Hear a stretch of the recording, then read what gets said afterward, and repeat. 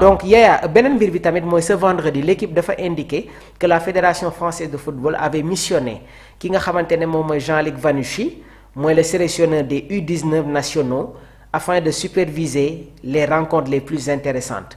L'objectif est d'avoir une longueur d'avance sur l'adversaire et des stratégies bien établies face à eux. Donc les Lions de la Teranga, vainqueurs de la CAN, en font évidemment partie.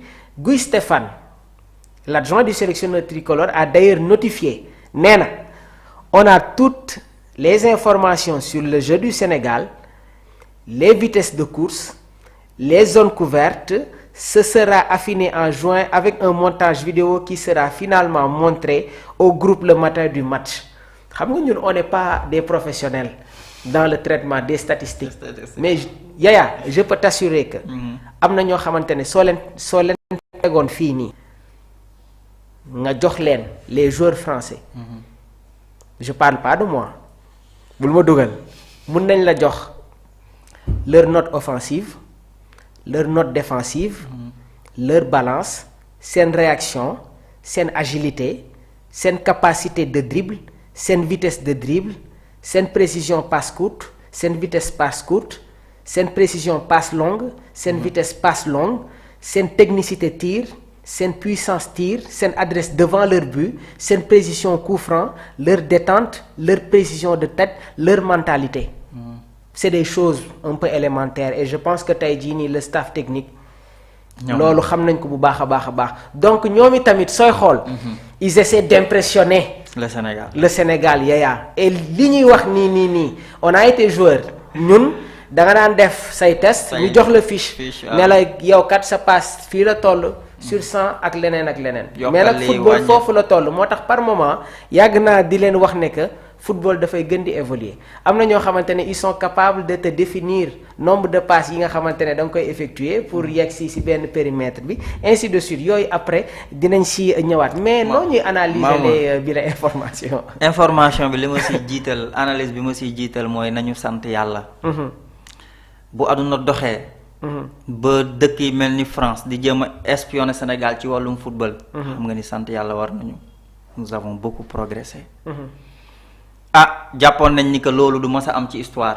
jàppoon nañ ni que bés mooy ñëw ñun Sénégal ñooy jéem a xool lan la France di indi suñu kaw wala lan la Espagne di indi suñu kaw donc bu demee ba ñoom tubaab yi dañuy jaayante bàyyi seen yitte di déployer ay doomu aadama pour ñu xool une équipe africaine lan mooy ay capacité am luy ay faiblesse am ainsi de suite pour une coupe du monde bi ñëwagul mois de juin lañ ko war a football donc c'est pour te dire que football Afrique dafa évoluer rawatina bi Sénégal loolu képp lay junj moo tax ma ne nañu sant yàlla ñoom bu ñu mënoon superviser ñun tamit mën nañ superviser mais li ma siy tënk rek très cher mooy mu neex ma lool te wax nga ko sa biir kàddu xaw ma ndax bàyyi nga si yàlla muy lan ne nga Pape Bouna Thiaw day entraîneur bi nga xamante ne ci biir match bi mën nga kaa jéem a contrer mu indi la leneen lu bees donc loolu day signifier lu bari tey vidéo yooyu noonu nga am nga jàpp ne que Sénégal nii lay ñëwee entraîneur bi lii lay teg mais ci biir rencontre bu indee beneen don tey jii bu bokkul ak seen analyse yooyu ñu teg sur la table ndax tey duñ leen contrer li nga xamante ne di ngeen am betteel par rapport à cette rencontre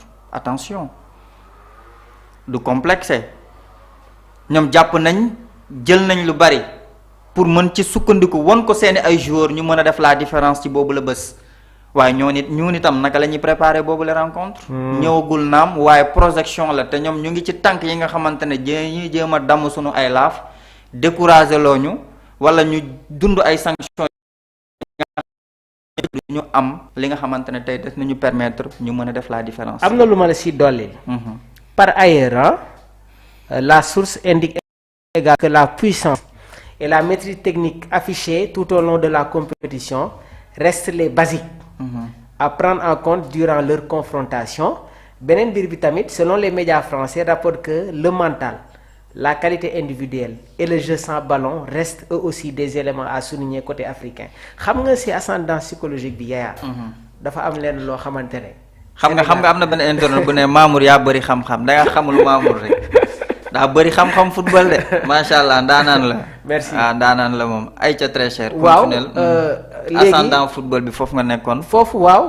léegi ñoom ñu ne le mental, la qualité individuelle et le jeu sans ballon reste aussi des éléments à souligner côté africain gis nga Maroc. bi ñuy finalo bi ñuy dem demi-finale ci coupe du monde boobule quasiment si seen match yëpp ils se sont retrouvés avec un bloc bas su ma juumul France ci benn erreur tactique waa ji génn ñu remplacer ko foofu.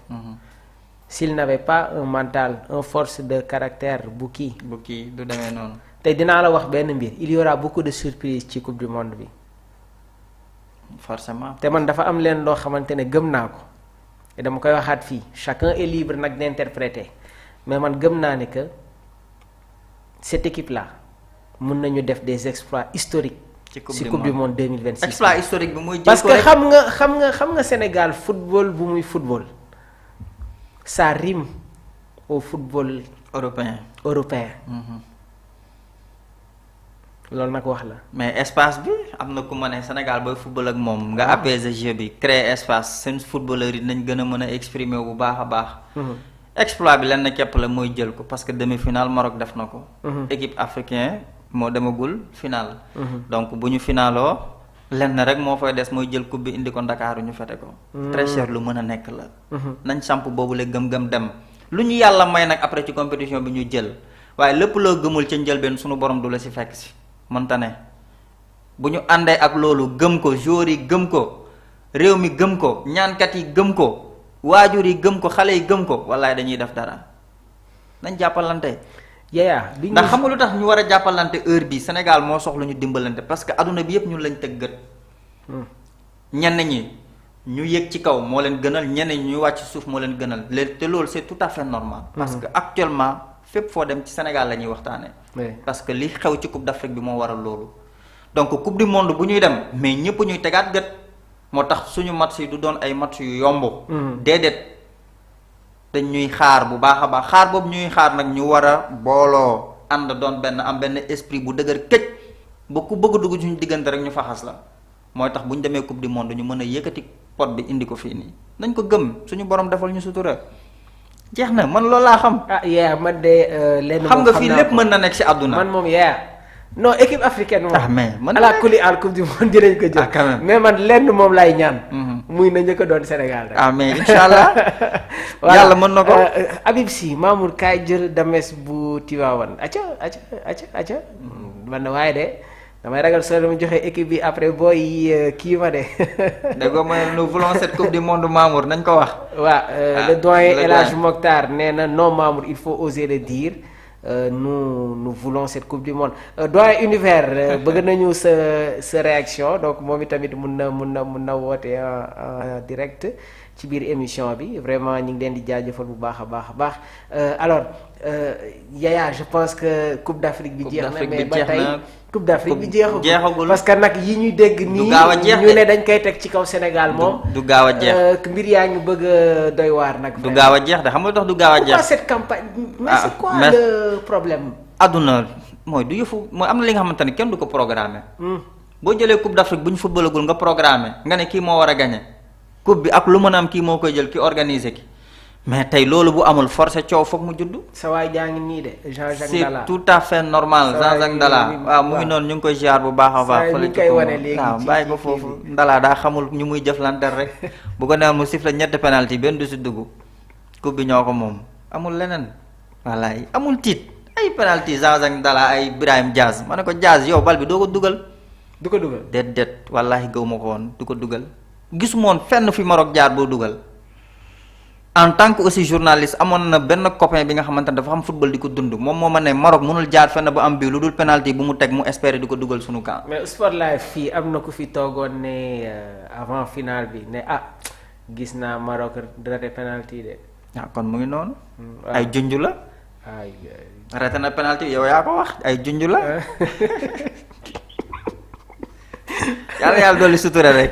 merci beaucoup Yaya Saare merci beaucoup aux internautes de Sport Live 221 donc nii lañ koy defee saa su nekk lundi on se retrouve à partir de 13h30 alors gars yi bëgg a intégrer groupe Sport Live bi mun ngeen woote sur le 77 259 46 95 yéen ñi nga xamante ne bëgg ngeen ma jot tamit y a pas de problème man moom saa yu leen ma woowee rek di ngeen ma jot à n'importe quelle heure on va prendre la réaction du doyen Univers. Laata ñuy yëkkati jotaay moom i tamit mu nekk doyen ñu ngi lay nuyu bu baax di la ziar. Maodo maa ngi lay fay. yaa ngi en direct sur Sport Life 221. waaw soo ba léegi maa ngi déglu émission bi macha allah. merci beaucoup doyen daanaka campagne médiatique bi xaw na doy waar tuuti. waaw démb interpellé nga ma déjà sur le cas de Krépin Diatta Pape Matar Sarr ak Ousseynou Niang Yaya on n'a pas parlé mais joueurs sénégalais yi ñi ngi commencé di def réaction yi ak sanction yi nga xamante ne ñi ngi koy évoquer envers l'équipe soo ñu mënoon jox rek sa réaction ci pàcc boobule. waaw Mamour xam nga CAF instant bi ak FIFA ñi ngi dirigé benn cabal boo xam ne. dafa xaw a doy waar quoi comprendre nga. mais ñun Mamour on a beaucoup de choses à mettre sur la table instant yi. instant bii nii. Mamour gis nga Krépin.